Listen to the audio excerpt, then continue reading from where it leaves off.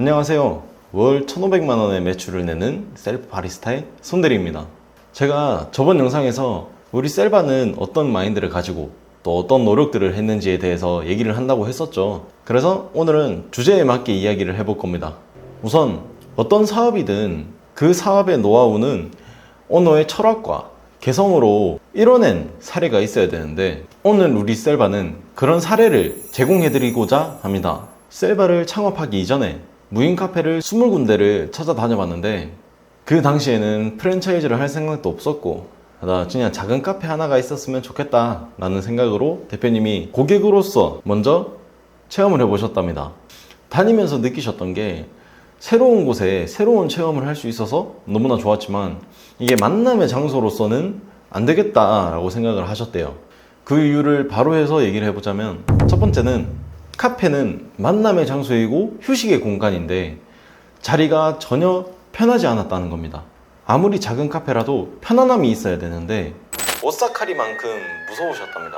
사람도 없고 그냥 커피 머신에 어중간한 인테리어에 편하지도 않은 자리에 마치 내부 공간들이 모두 죽어 있는 것 같았답니다.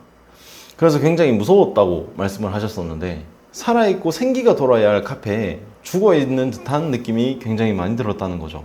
일반 카페는 사람이 응대를 해주고 있기 때문에 생기가 돌 수밖에 없는데, 우리 무인 카페나 셀프 카페 같은 경우에는 커피 머신이 고객을 응대해주고 있기 때문에 편안해 보이는 인테리어가 고객을 반겨줄 수 있어야 돼서, 우리 셀바는 인테리어에 신경을 좀 많이 써서 고객님들의 진입 장벽을 확실히 낮춰버렸습니다. 그래서 제가 하고 싶은 말은, 인테리어를 다시 해라, 아니면은 비싸게 해라, 이런 것도 아니고요. 사소한 배려가 필요하다는 겁니다. 고객을 위해서 방석을 깔아둔다든지, 아니면은 조화가 아닌 생활을 준비해 두거나 편한 의자를 준비하는 노력이 필요하다는 겁니다. 그래서 두 번째는, 저희가 실제로 운영을 해보니까 학생들이 너무 많았습니다. 청소년들의 아지트 같이 학생들이 너무 많았다는 겁니다. 학생들은 어른들과 함께 있을 때와는 다르게 자기들끼리만 있을 때 쓰는 언어가 따로 있습니다. 그런 언어들을 정말 무분별하게 사용하고, 또 어른들을 쫓아내려고 목소리를 더 크게 얘기하고 더 함부로 얘기하는 학생들이 있었습니다. 그래서 나의 개인적인 사생활이 보장되지 않는 곳에서 만남의 장소로 정해 내 삶의 질을 떨어뜨리고 싶지 않았습니다. 카페 문화를 되게 잘못된 방식으로 사용하고 있고, 사람이 있으나 없으나 그런 예의들을 잘 지켜줘야 되는데 그런 것들이 너무 안 지켜졌었고, 그 다음에 학생들 한 테이블이 어른들 10테이블을 눈살 찌푸리게 하는 행동들이 너무 많았습니다. 그래서 우리는 어려운 선택을 했지만 청소년들은 착석을 금하고 있습니다. 제가 오픈 후 6개월에서 1년, 이때 내가 관리를 지속적으로 하면서 어떤 고객을 받을지는 사장님이 직접 정하셔야 됩니다. 나는 학생들이 저렇게 나쁜 언어를 쓰고 나쁜 행동을 해도 그냥 놔두지 하면은 그런 학생들만 모이게 되는 거고, 그래도 저건 예의를 어긋났다, 어른들이 앞에 있는데 이건 좀 아닌 것 같다, 약간 이렇게 해서 학생들을 아예 안 받아버린다고 하면 어른들의 클린한 만남의 장소가 될 수 있습니다. 그래서 우리는 학생들을 받지 않기 위해서 지속적으로 관리도 하고 있고, 들어오는 출입문에 크게 써놓고 그 다음에 테이블마다 적어놓고 관리하고 있습니다. 그 다음에 세 번째는, 무인 카페 20곳을 돌아다닌다고 얘기를 했었잖아요. 그래서 20곳을 돌아다니면서 느끼셨던 게, 20곳 중에 20곳은 커피와 함께 먹을 수 있는 간식, 디저트류들이 하나도 준비되어 있지 않거나 준비되어 있다 하더라도 다양하지 않았다는 겁니다. 우리가 파리바게트를 하면서 느꼈던 건데, 우리나라 시민의식이 생각보다 꽤 높습니다. 제가 이렇게 당당하게 얘기할 수 있는 게, 저희가 파리바게트를 하면서 빵을 밖에 두고 돈통을 두면 99%의 고객님들은 돈통에 돈을 넣으시고 빵을 가져가십니다.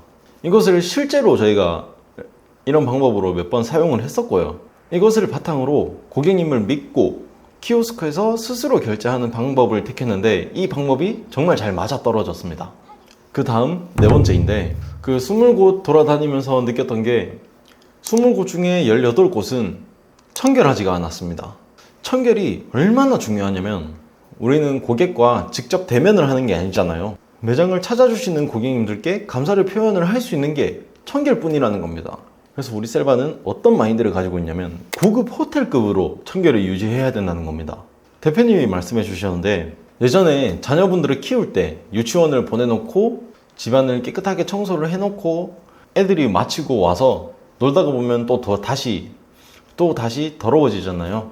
그러면은 원래는 깨끗했으니까 애들도 되게 깨끗하게 다시 정리를 어느 정도는 해놓고 잠에 드는데, 만약에 다르게 생각을 해보면 집안이 엉망이고 더러워진 상태에서 아이들이 집으로 오면 애들이 놀고는 정리를 안 한다는 거죠. 왜냐하면 원래 그랬으니까. 그래서 이거를 카페로 접목을 해보자면 고객님들도 원래 더러운 카페는 조금 더 더럽게 사용을 하는 거고, 원래 깨끗한 카페는 깨끗하게 사용을 해준다는 겁니다. 이런 무인이라는 셀프라는 좋은 시스템을 보완을 하면 새로운 카페 문화를 정착할 수 있겠다라고 확신이 들었고, 그동안 파리바게트에서 배워온 공덕들을 새로운 셀바의 카페 문화를 접목해서 만들었습니다. 우리 얘기는 이렇습니다. 분명 더 많고 더 자세하게 얘기를 하고 싶지만 그럼 아마 제가 3시간 동안 얘기를 해야 되지 싶습니다. 물론 얘기하라면 할 수는 있겠지만 가장 중요하다고 여기는 4가지를 먼저 얘기를 해봤어요. 그래서 제가 앞서 말씀드린 4가지의 방법을 꼭 사용해 보세요. 확실하게 좋은 결과를 낼 수 있다고 저는 확신할 수 있습니다. 아마 처음부터 잘하는 사람은 없을 겁니다. 무엇이든 자기 기준점에 맞게, 자기 기준에 맞게 잘 접목해서 사용하시면 되고요.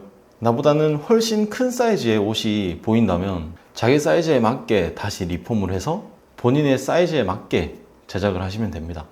접목하는 게 첫 번째 시작입니다. 저의 영상은 여기까지이고 다음에는 더 유익하고 좋은 영상으로 찾아뵙겠습니다.